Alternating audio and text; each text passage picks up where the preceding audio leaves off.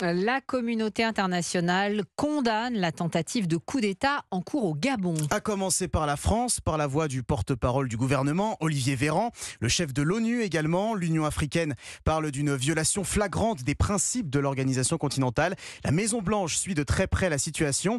Ce matin, une douzaine de militaires et de policiers gabonais ont pris la parole à la télévision pour annoncer la fin du régime d'Ali Bongo et l'annulation de sa réélection lors du scrutin du 26 août dernier. Bonsoir Sébastien Le Belzic. Oui, bonsoir Maël. Bonsoir Le président au pouvoir depuis 14 ans a été mis à la retraite forcée.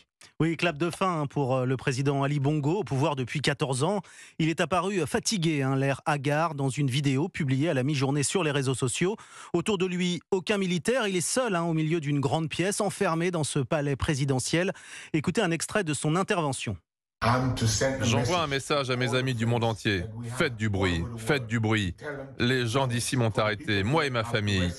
Mon fils est quelque part, ma femme est ailleurs, je suis à la résidence, je suis en résidence surveillée.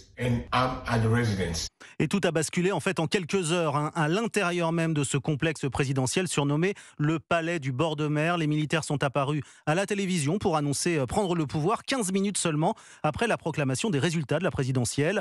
Élection qu'Omar Bongo affirme avoir remporté. Sébastien Le Belzic, comment les putschistes justifient-ils leur action ? Eh bien justement, ils contestent les résultats de ces élections, des élections truquées sans la présence d'observateurs internationaux.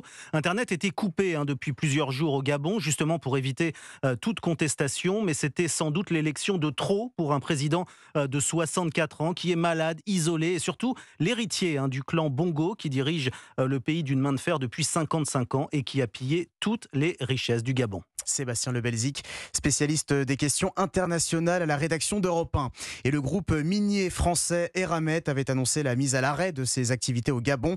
On apprend il y a quelques minutes qu'elles vont finalement reprendre progressivement dès ce soir.